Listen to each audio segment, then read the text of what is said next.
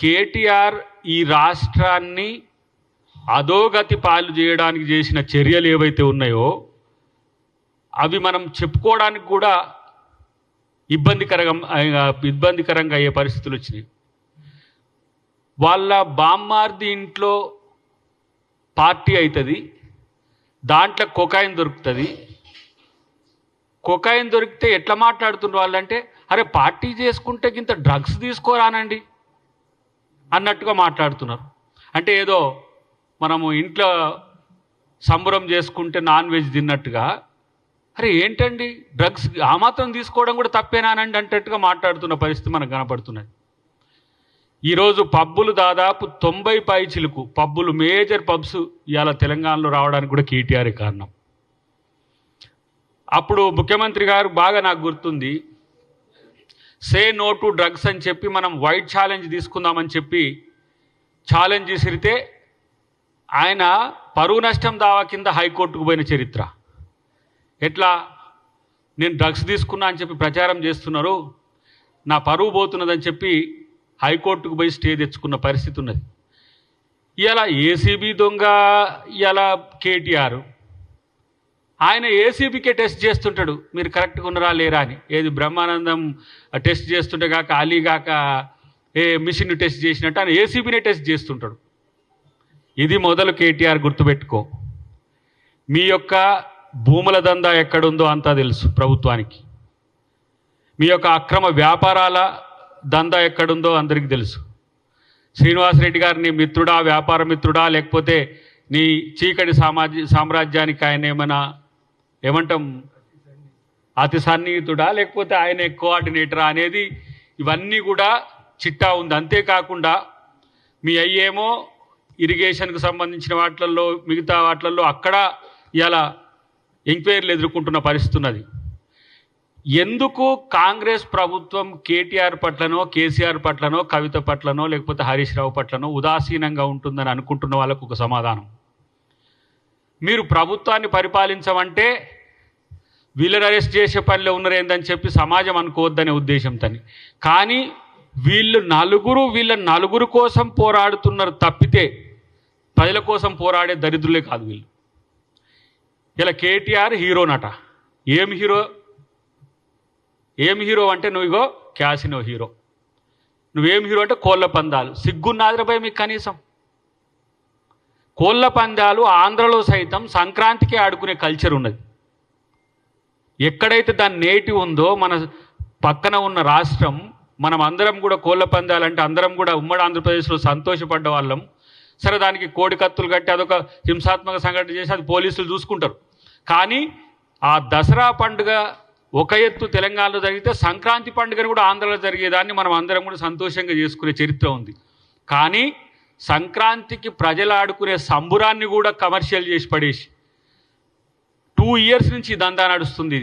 వీళ్ళ టీఆర్ఎస్ ప్రభుత్వం హయాంలో ఇచ్చిన పర్మిషన్స్ ఇవన్నీ కూడా. వెనుకటికి సన్బర్న్ పేరు మీద ఒక ఈవెంట్ ఇక్కడ జరిగేది, అది మొత్తం నంగా ఆటల ఆట. దానికి పర్మిషన్ ఇచ్చింది కూడా ఇప్పుడున్న ఈ కేటీఆర్, అప్పుడు మున్సిపల్ శాఖ మంత్రి. ఇప్పుడు ఈ చుట్టుపక్కల ఉన్న చిన్న చిన్న చెరువులు, చిన్న చిన్న వాటర్ బాడీస్ని అంతా కూడా నీ అనుయాయులకు కబ్జా చేస్తుంది. 2014, 2024 చిత్రపటాన్ని బట్టి గారు స్పష్టంగా చూపించిన పరిస్థితి మనకు కనపడ్డది. మరి కబ్జాలకు కారణం మీర్రా నాయన అని చెప్పి హైడ్రా తెస్తే, మూసీలో ఈరోజు అక్రమాలు చేస్తుందని చెప్పేసి ఇక్కడ తనకున్న సోకాల్డ్ ఎవరైతే ఒక 100 ఎవరో ఉన్నారట ఇన్ఫ్లుయెన్సర్స్ సంథింగ్, వాళ్ళంతా పొద్దుగా లేస్తే 11 గంటల నుంచి 9 గంటల వరకు వాళ్ళు వార్తలను ఫ్లేడప్ చేయడమే అట. ఇగో ఈ దొంగలకు నాయకుడు ఎవరు, దొంగలకు హీరో ఎవరు అంటే కేటీఆర్. వాళ్ళ అయ్యేమో వాళ్ళ బావో బామ్మార్దో వాళ్ళిద్దరు తేల్చుకొని వాళ్ళిద్దరు ఇట్లా హీరో ఎవడైతే వాడు చూసుకుందాంలే తర్వాత అని చెప్పి ఆయన అప్పుడప్పుడు బయటికి వెళ్ళి కూస్తూ ఉన్నాడు. నేను అంటున్న కేటీఆర్, ఈరోజు దొంగలు నీతులు చెప్పే అవకాశం ఉండదు. అసలు మీకు ఏమైనా ఏమంటాం దాన్ని, సారా అమ్మి బయటకు వచ్చి జైలు నుంచి బయటకు వచ్చి చెయ్యి తెలంగాణ అని అలా చెల్లి అంటది. అవినీతి అక్రమాలు చేసి ఏసీబీ బయటకు వచ్చి జై తెలంగాణ అంటారు. అసలు మీకు జై తెలంగాణ అనే ఆ నైతిక హక్కు ఎక్కడిదిరా బాబు? మీకు మీ పార్టీ పేరేంది? మీ పార్టీ పేరు భారత రాష్ట్ర సమితి. తెలంగాణను మేము మొత్తం డెవలప్ చేసినాం, మేము తెలంగాణను మొత్తం మేమే అభివృద్ధి చేసినామని చెప్పుకొని భారత రాష్ట్ర సమితిని మార్చుకొని గుణాత్మకమైన మార్పు కొరకని ఢిల్లీకి పోయినారు. మీరు ఢిల్లీలో ఆఫీస్ పెట్టుకున్నారు, మళ్ళీ వీడికి వచ్చి జై తెలంగాణ అంటున్నారు. తెలంగాణను దోచుకున్న దొంగలుగా తెలంగాణ ప్రజలు మిమ్మల్ని గుర్తిస్తారు తప్పితే ఇంకా మీరు తెలంగాణలో వచ్చి రాజకీయాలు చేస్తాము, తెలంగాణలో వస్తే మేము ఇగో ఏదో చేయబోతాము. ఒకడు అంటాడు ఇక వచ్చేది మనదే, ఇక రేపే అంటాడు.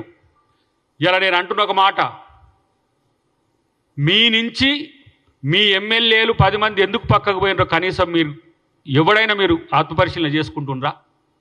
మీ అయ్యబోయి ఫామ్ హౌస్లో పంతాడు, మీరేమో ఈ డ్రగ్స్ ఇట్లాంటి వ్యాపారాలలో ఉంటారు.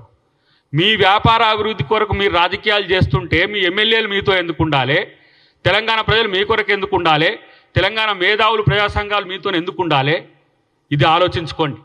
ఊకనే కాంగ్రెస్ పార్టీకి రేవంత్ రెడ్డి గారికి పట్టం కట్టలే. మీ యొక్క దొంగతనాలు, మీ యొక్క అక్రమాలు, మీ యొక్క దోపిడీలు, మీ యొక్క తెలంగాణ ప్రజల్ని వంచే తీరును బట్టే ఇలా కాంగ్రెస్ పార్టీకి అధికారం ఇచ్చింది. ఎందుకంటే తెలంగాణని ఇచ్చింది కాంగ్రెస్ పార్టీ అని నమ్మిండ్రు కాబట్టి.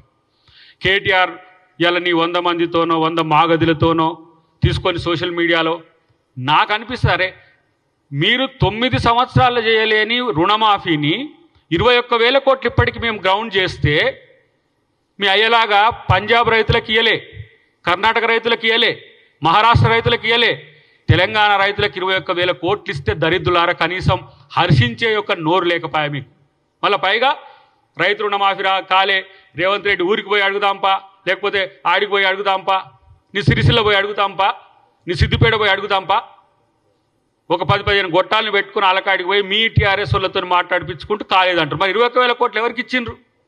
మీరు ఒప్పుకున్న రైతు బంధును మేము ఇచ్చినాం. మేము అనుకుంటున్న రైతు భరోసాని కష్టాలుగా పడి ఈరోజు రైతు భరోసాని ఇస్తున్న పరిస్థితి. 60,000 కోట్ల పైచిలకి ఇలా రైతు కమ్యూనిటీకి ఈ ఒక్క సంవత్సరంలో ఇచ్చిన పార్టీ ఇలా కాంగ్రెస్ పార్టీ, కాంగ్రెస్ ప్రభుత్వం.